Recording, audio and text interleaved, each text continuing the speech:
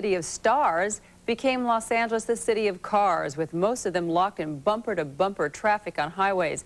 Well, now there's a new way to travel in L.A., light rail. And if you don't necessarily get there fast, at least you don't get there last. We asked Steve Fox to see how it's working out.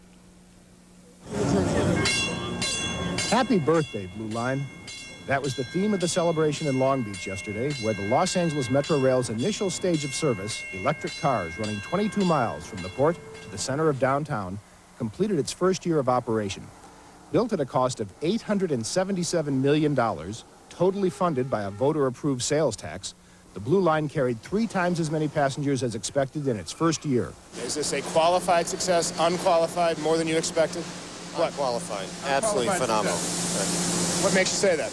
We're carrying more people on this light rail line today than any other light rail line in this country after just 1 year of experience. How many people are we talking about? We're talking about 31,500 people a day. Do you ride the train very often? Yeah. Do you like it? Yeah. Do you think this will work? Do you think people in L.A. will take to the trains? I hope so. I hope so. Why?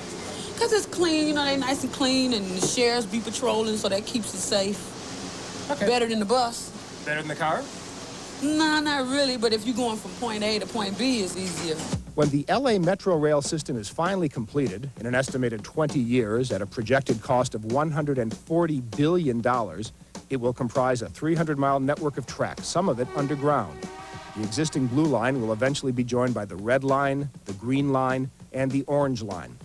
Ironically, that will amount to a system only 1/3 as large as the 1,000-mile light rail transit network that was in operation here for most of the century, before it was dismantled. Los Angeles was once the site of the nation's best urban streetcar system, the most famous being the big red cars of the Pacific Electric Railroad. 88-year-old Jimmy Barella remembers. Now we miss those days because now the buses are so crowded. Changing economies and a failure to modernize doomed the streetcars, the last of which were consigned to the scrap heap of history by the early 1960s.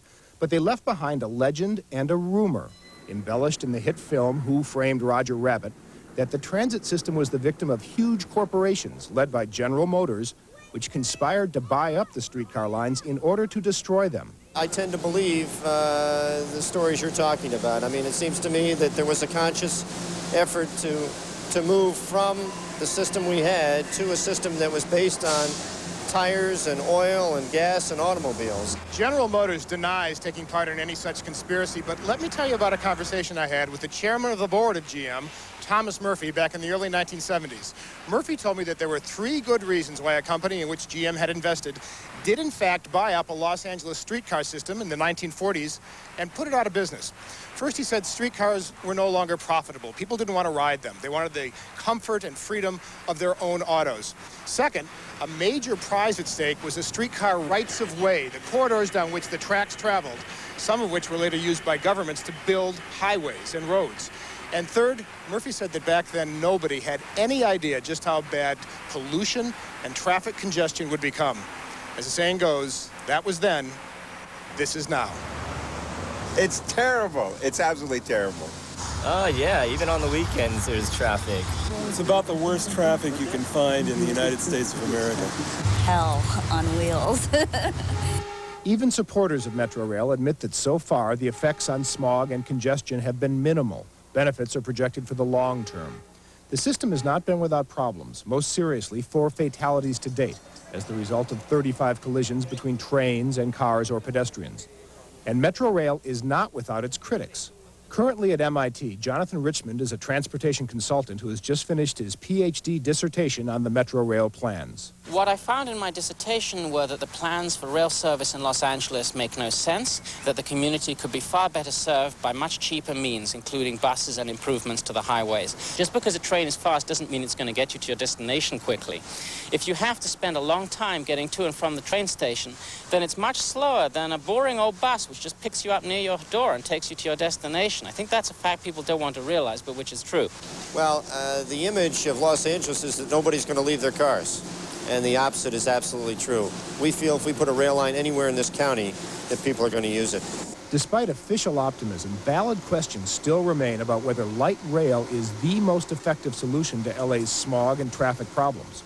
After all, $877 million has been spent already to remove fewer than 32,000 potential motorists from the streets, which are still packed with an estimated 1 million cars every rush hour. But I think the significant point here is not how many people are riding the Blue Line every day.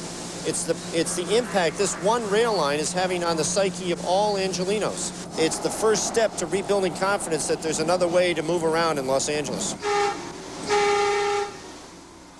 Very interesting questions posed by all that. I come from Washington, where a metro system is relatively new. Does it pay for itself in dollars? Well, you really can't tell, but long term, it may.